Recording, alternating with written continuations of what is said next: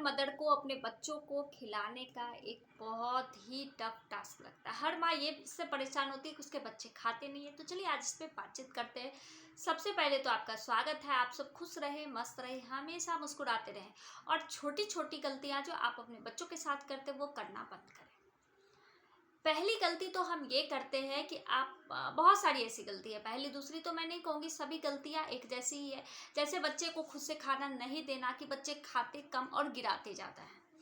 दूसरे कपड़े गंदे करते हैं। उसके बाद क्या गलतियाँ करते हैं हम लोग कि बच्चे जो है खुद से खा नहीं पाते, मतलब वो अच्छे से रोटी तोड़ नहीं पाते, वो सारे को एक जैसे इकट्ठे करके पूरा गंदा करके खाते हैं।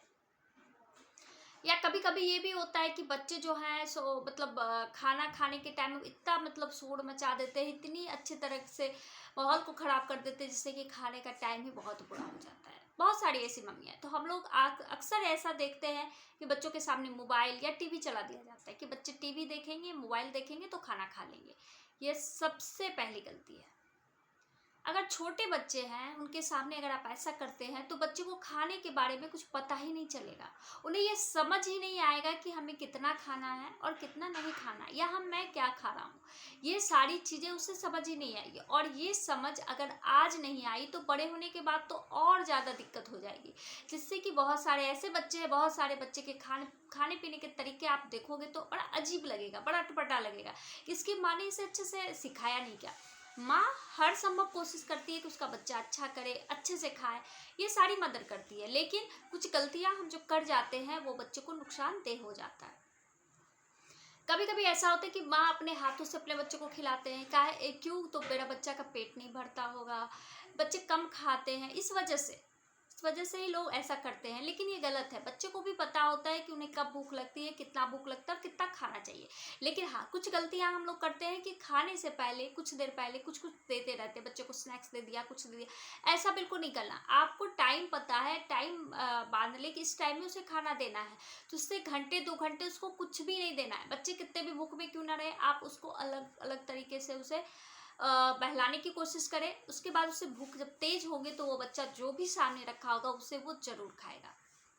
अब बात आती है कि जैसे इंडियन खाना है तो बहुत सारी ऐसी चीज़ें ग्रेवी वाली चीज़ें होती है जिससे मिक्स करने में हम लोग को खुद हाथ गंदे लगते हैं, तो बहुत बच्चे उसको चिपचिपा होने की वजह से भी नहीं खाते। टॉफ़ी वगैरह भी बहुत ऐसे चिपचिपे होते तो बच्चे नहीं खाते, तो वो चीज़ें उन्हें समझ नहीं आती है। इस वजह से हम लोग को ये भी करना चाहिए कि कुछ अच्छा सा प्लेट अलग अलग तरीके से उसे अलग अलग कटोरी अलग अलग प्लेट में देना चाहिए, जिससे क्या होगा, उसके खाने गंदे भी नहीं होंगे तो बच्चे आराम से खाएंगे।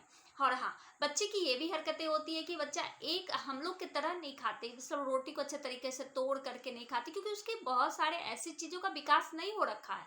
जब हम कुछ करते हैं तभी तो उस चीज़ों को करने की आदत होती है। तो कभी बच्चे चावल उठा के खा लेते हैं, कभी रोटी उठा के खा लेते, तो ये सारी चीज़ें माइनर है, ये सभी बच्चे करते हैं और करना भी चाहिए। लेकिन हाँ, यही अगर लगातार करते रहेंगे तो ही बच्चे को समझ आएगा किसको कैसे मिक्स करके खाना चाहिए। जैसे हम लोग सब्जी के साथ रोटी खाते हैं ना, हम लोग कभी ऐसा तो नहीं सिर्फ रोटी खा लेते बाद में सब्जी खाते, नहीं करते ना, क्योंकि हम लोगों को टेस्ट पता हो जाता है। तो बच्चे को भी जब टेस्ट पता होगा तो वो अच्छे तरीके से इसे खा लेंगे। अब बात आती है कि बच्चे को जब आप कुछ देते हो खाने के लिए तो उसे बहुत क्रिएटिव तरीके से दे। जैसे कुछ अच्छे से सजा करके दे, उसके बाद उसको कलर बतलाए, उसे उठाने के लिए बताए, उसे सजाने के लिए बताए, उसे खाने के लिए बताए।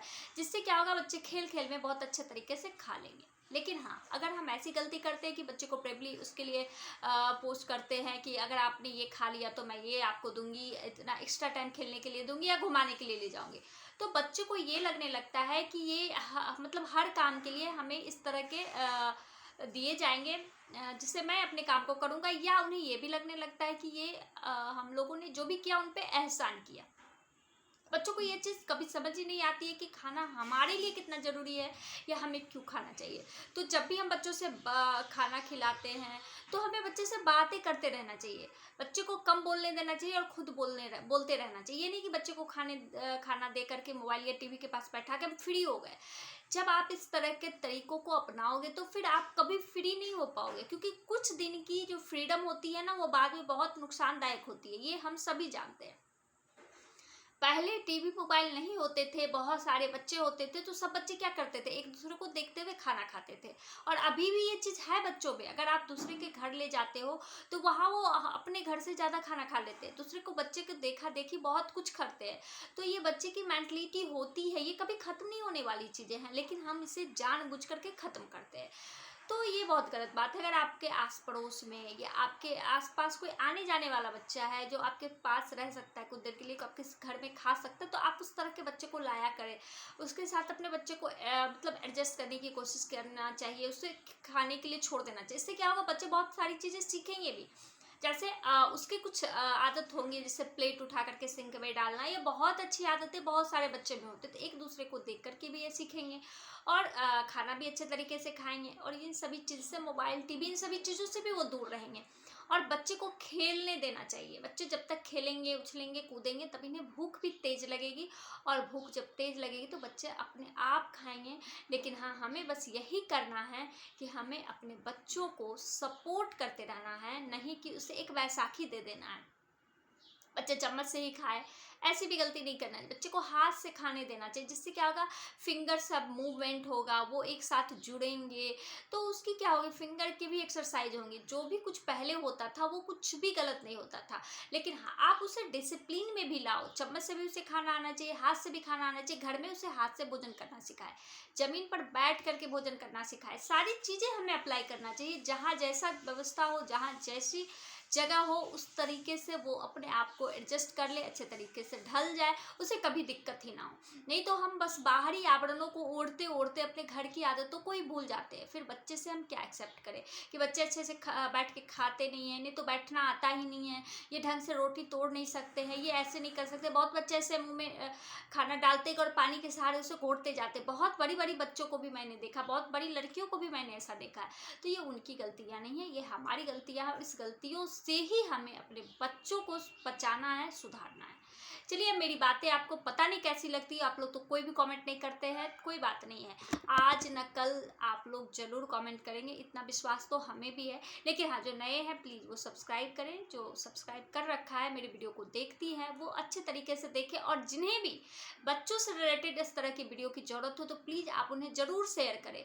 क्योंकि अगर किसी का भी बच्चों का भला हो जाए तो ये बहुत अच्छी बात है। क्योंकि हम लोग मदर या फादर, जो भी हम लोग पेरेंट्स हैं, तो पेरेंट्स का एक कर्तव्य बनता है अपने बच्चों के साथ साथ दूसरे बच्चों की भी कुछ भलाई हो जाए। चलिए, बस मैं तो ऐसे ही बोलती रहती हूँ, आप लोग अपना अपना काम करें, देखें और समझें और इस पर कुछ अमल भी करें। चलिए, बाय बाय।